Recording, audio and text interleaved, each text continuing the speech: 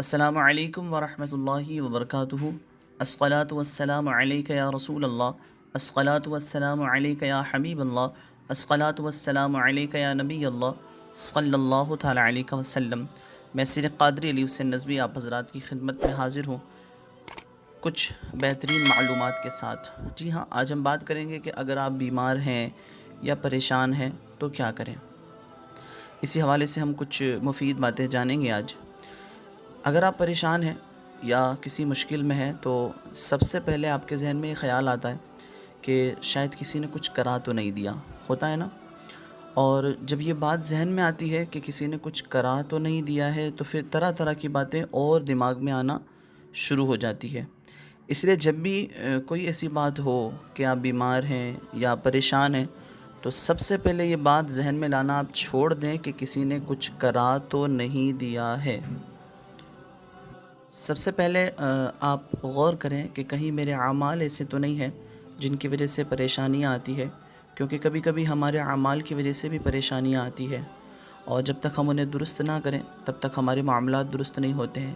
مثال کے طور پر یہ ہے کہ جو شخص نماز نہیں پڑھتا ہے اور جھوٹ بولتا ہے، اب اگر وہ رزق میں بے برکتی کا بہانہ کرے یا بتائے کہ میرے رزق میں بے برکتی اس وجہ سے ہو گئی ہے کہ میرے رزق پہ کسی نے بندش کر دی ہے، تو اس کا یہ اعتراض غلط ہوگا، کیونکہ وہ نماز نہیں پڑھتے ہیں، وہ جھوٹ بولتے ہیں اور بہت سارے گناہ کبیرہ میں مبتلا ہیں، تو بھلا وہ رزق میں برکتیں کیسی ہوگی۔ اگر کوئی شخص جو ہے وہ والدین کا نافرمان ہے اور اس کے بعد اگر وہ سوچے کہ میری پریشانیاں کیوں نہیں جاتی ہے، تو وجہ تو سامنے ہی ہے، جب تک وہ وجہ ختم نہیں ہوگی تب تک وہ پریشانیاں بھی دور نہیں ہوگی۔ تو یہ بھی یاد رکھیں کہ پہلے اس پر آپ غور کریں۔ اور ایک دوسری بات یہ یاد رکھیں کہ جس طرح آج کل جو ہے کسی سے بھی اپنا مسئلہ ذکر کر دیا جاتا ہے، آپ اس عادت کو بدلیں۔ ہر ایرے غیرے سے اپنا مسئلہ ذکر نہ کریں، کیونکہ مشورہ بھی اسی سے لیا جاتا ہے جو اس کا اہل ہے نا۔ ورنہ ہوتا کیا ہے کہ جب ہم ہر ایک سے اپنا مسئلہ ذکر کرتے ہیں تو پھر وہ ہمیں اور مزید الجھا دیتے ہیں، اور پھر مسئلے کا حل تو نہیں ملتا ہے، البتہ ذہنی پریشانیاں اور زیادہ بڑھ جاتی ہے، جیسا کہ آج کل ہوتا ہے کہ لوگ کسی سے بھی اپنا مسئلہ ذکر کرتے ہیں، اور اگر وہ اس کا اہل نہیں ہے تو وہ اپنے حساب سے جواب ضرور دے گا کچھ نہ کچھ کہ ہاں آپ کے ساتھ یہ مسئلہ ہے، یا آپ کے ساتھ وہ مسئلہ ہے، یا آپ ایسا کریں یا آپ ویسا کریں۔ اب وہ اس کا اہل ہی نہیں ہے تو وہ آپ کو صحیح طور پر رہنمائی بھی نہیں کرے گا، اور آپ کا مسئلہ اور سدھرنے کی بجائے بگڑ جائے گا۔ تو کوشش کریں کہ کسی ایرے گیرے سے اپنے مسئلے ذکر نہ کریں۔ اور اب آپ کو اگر مشورہ کرنا ہے تو عالم باعمل سے، ہے نا، آپ اپنے مشورے کریں جو ان معاملات کو سمجھتے ہوں، تاکہ وہ آپ کو مخلصانہ مشورہ دے سکیں۔ چال باز لوگوں سے اپنی جو مہارتوں کے اپنے بڑے بڑے دعوے کرتے ہیں، ہم ایسا کر دیں گے، ہم ویسا کر دیں گے، ہم ایسا کرتے ہیں، تو ایسے لوگوں سے تو اور زیادہ دور رہنا چاہیے۔ تو یہ تو کچھ ضروری باتیں ہیں جس کا ہمیں خاص طور پر خیال رکھنا چاہیے کہ اگر ہم پریشان ہیں یا بیمار ہیں تو ہم کیا کریں۔ اب اسی کے ساتھ میں جو ہے اور بھی کچھ باتیں ہیں جس کا ہمیں خیال کرنا ہے کہ کیا کرنا چاہیے ہمیں۔ جب بھی ایسا کوئی معاملہ ہو تو آپ نماز کی پابندی کرتے ہیں تو ماشاءاللہ اچھی بات ہے، ورنہ آپ نماز کی پابندی کریں لازمی طور پر۔ کیوں؟ کیونکہ بندہ جب نماز میں ہوتا ہے تو وہ اپنے رب کے سب سے زیادہ قریب ہوتا ہے نا، اور رب کے حضور حاضر ہو کر کے اپنی پریشانی ذکر کریں۔ ہم جب پریشان ہوتے ہیں تو ہم لوگوں کے پاس جاتے ہیں کہ میں یہ پریشانی ہے، مجھے یہ پریشانی ہے، میں اس طریقے سے پریشان ہوں، تو ہم لوگوں سے تو یہ امید رکھتے ہیں کہ ہاں یہ میری پریشانی سنے گا تو اس کا حل نکلے گا۔ تو کیا اس کی بارگاہ میں حاضر نہ ہو جس کی مرضی کے بنا ایک پتہ نہیں ہلتا ہے؟ تو بندہ اس سے بھی تو اپنی پریشانی ذکر کرے، جس کی مرضی کے بنا کچھ نہیں ہونے والا ہے۔ دنیا کو کوئی انسان لاکھ دعویٰ کر لے تو وہ آپ کی پریشانی کو دور نہیں کر سکتا ہے جب تک کہ خدا نہ چاہے۔ تو اس رب کے حضور حاضر ہو کر کے اپنی پریشانیاں ذکر کرے۔ اللہ تبارک و تعالیٰ دعاؤں کو سنتا ہے اور دعاؤں کو قبول فرماتا ہے۔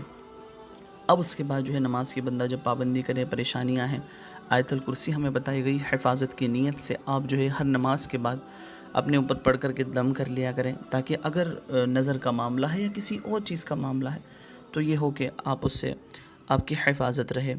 آپ کے دن کا آغاز جو ہے وہ تلاوت قرآن سے کریں۔ تلاوت قرآن سے جب دن کا آغاز ہوگا تو یقیناً رحمت کے فرشتے نازل ہوں گے اور خوب برکتیں ہوں گی، پریشانیاں دور ہوں گی۔ کوشش کریں اور حضور اکرم صلی اللہ تعالیٰ علیہ وسلم پر درود بھیجنے کی عادت بنائیں، ہے نا؟ کیوں؟ کیونکہ ہر درد کی دوا ہے صلی علی محمد۔ تو جب بندہ درود ہی نہیں پڑے گا تو پھر بھلا اس کی پریشانیاں کیسے دور ہوگی؟ تو کوشش کریں کہ کثرت سے درود شریف پڑھنے کی عادت بنائیں۔ ہم دیگر وظائف بھی پڑھتے ہیں اپنے پریشانیوں کو لے کر کے، تو پھر وہ درود و سلام کا تحفہ کیوں نہ پیش کریں؟ اور کوشش کریں، ہے نا؟ انشاءاللہ تعالیٰ کافی حد تک آپ بہتری دیکھیں گے اپنے اندر۔ اور آئے دن کچھ نئے معاملات سننے کو ملتے ہیں، فلاں نے یہ کہہ کر لوٹ لیا ہے، فلاں نے یوں کہہ کر کے لوٹ لیا ہے، اور لوٹ کر کے بعد میں بتاتے ہیں کہ ہمیں معلوم نہیں تھا۔